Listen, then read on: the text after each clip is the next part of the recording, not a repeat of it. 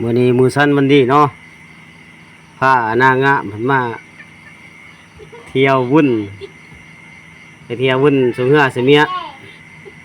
เอาพี่น้องติดตามเบิ่งเด้อเพิ่นสิไปไสแหน่โอ้ยบ่จักยกมือยกแขนเด้เพิ่นม่วนเด้เขาว่าเรื่องไปบุญเพิ่นม่วนเนาะเพิ่นย่างหันๆหาวๆแน่เด้เพิ่นเฮ็ดจั่งใดได้บ่มีถาหมู่อีกหมู่อื่นถาบ่ได้ก็เยอะบ่มีโอ้อวยหน้าอวยหลังใส่กล่องโอ้ยมีแต่ผู้สาวเสื้อสีดำไปบุญซื้อเหือมื้อนี้เฮ็ดจั่งใดได้โอ้ยบ่อยากยกมือยกหยังไปสิเป็นผู้จับกองให้ดอกป่านนี้นางก็ไปแวะซื้อไอศครีมเห็นได้ผู้อยากก็จอกกางจอกแอวอยู่มีแต่แนวอยากเนาะคำว่าลงมาบุญมาชินเพิ่นบ่มีแนวว่าบ่อยากใครในดอกสวนนี่กระเป๋าปลุกเลยกระเป๋าเพิ่นบรรยากาศบุญสงเหือเนาะพุ่นขายเครื่องขายของในตลาดนัดบ่ว่าสิเป็นยิงปุงเป่าเอาลูกมียิงปุงเป่าเอา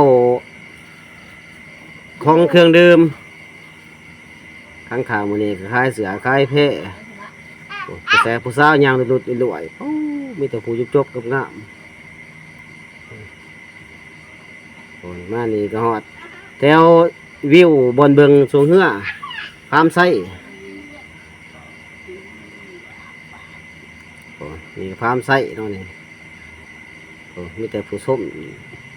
เขาว่าเรื่องไปเบิ่งบุญสงเหือนะว่าเกี่ยวข้าเกี่ยวเขากับปะแล้วฝนตกค่ำกับยามาเลยนี่ก็ทีมน้องโพ ทีมนักเรียนเสือดำได้ผมปิดหนาเป็นตาอุ้มลูกเต่ามาก็คือโคมนี่กันเหือกร่างเสือมาอันนี้เนาะ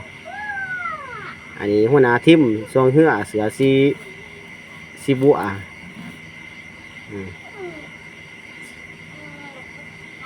อันนี้คือบอลเสียนไส้ของเหือมาแล้วเหือมาแล้วพูดแซงกันมาแล้วพูดมาเลยมาหาพ่อใหญ่บ่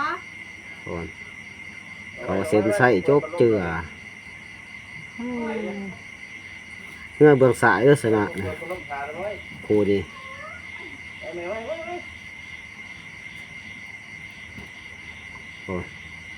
กองศพกองเสียยืนเป็นแถวเบิ่งพ้นตกกับโบอยูเขาว่าเรื่องบุญไปเบิ่งบุญสงเหือนี่พ้นตกกะ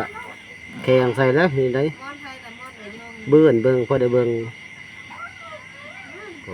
กังโฮมกังยืนใส่คำแอวคำย่างใส่ขักได้พุ่นมันรู้สึกคือสิแมนนั่งจิต